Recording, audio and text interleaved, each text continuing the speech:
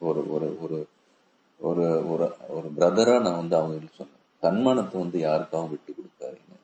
சுயமரியாதை, அந்த தன்மானம் இருக்கு, அது யாருக்காகவும் விட்டு அஜித் குமாருக்காகவும் விட்டு கொடுக்காதீங்க. அது வந்து என்னுடைய ஒரு அட்வைஸ் கிடையாது, ரிக்வெஸ்ட். அவங்க வேலையை வந்து 100% இறங்கிடுங்க. ஆஃபீஸுக்கு போறீங்களா இல்லை படிக்கிறீங்களா, அதுல மட்டும் கவனம் செலுத்துங்க. அது மட்டும்தான் அவங்களை காப்பாற்றும். அறியாமையை வந்து ஒழிச்சு கட்டுங்க. அறியாமை வந்து பிகெஸ்ட் டிசீஸ். அதை என்ன கேட்டா அறியாமை வந்து அதை ஒழிச்சு கட்டுங்க.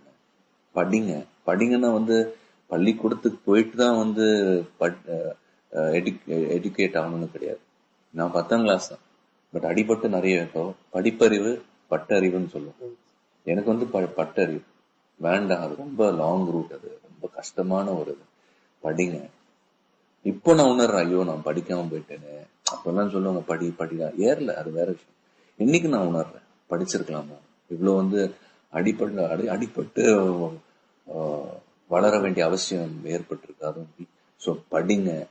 கண்மூடித்தனமா யார் பின்னாடியும் போகாதீங்க. கண்மூடித்தனமா வந்து யாரையும் நம்பாதீங்க. உங்க படிப்பு உங்களுடைய மனசாட்சி மட்டும் உங்களை காப்பாற்றும். அந்த மத்தவனை மிதிக்காம நீங்க என்ன வேணா பண்ணுங்க, அடுத்தவனை தொல்லை பண்ணாதீங்க. இது வந்து நான் பொதுவா சொல்றது, ஃபேன்ஸுக்கு மட்டும் இல்லை. நீங்க என்ன வேணா பண்ணுங்க, என்ன வேணும், யார் என்ன வேணா உங்களுக்கு பிடிச்ச விஷயத்துல வந்து ஈடுபடும். ஆனா அடுத்தவனை தொல்லை பண்ணாதீங்க. அடுத்தவன் காலை மிதிச்சு முன்னேறாதீங்க. நல்ல ஃப்ரெண்ட்ஸா இருக்கீங்களா, குட். பிரியுறீங்களா, ஒருத்தர் வந்து திட்டாதீங்க. அதான் நாகரிகம். வாழ விடு, போ. ஒதுக்கிக்க. 10 பேருக்கு போய் அவன் பத்தி இதை தவறு ஒதுங்கிக்க. டீசெண்டா ஒதுங்கி கையை கொடுத்தா அப்படியோ. இது வந்து என்னுடைய ரிக்வெஸ்ட். பட் யாரையும் வந்து கண்மூடித்தனமா நம்பாதீங்க. நான் இன்னைக்கு சினிமால இருக்க, நாளைக்கு நான் எல்லாம் போகலாம். இது வந்து என்னுடைய ரிக்வெஸ்ட்.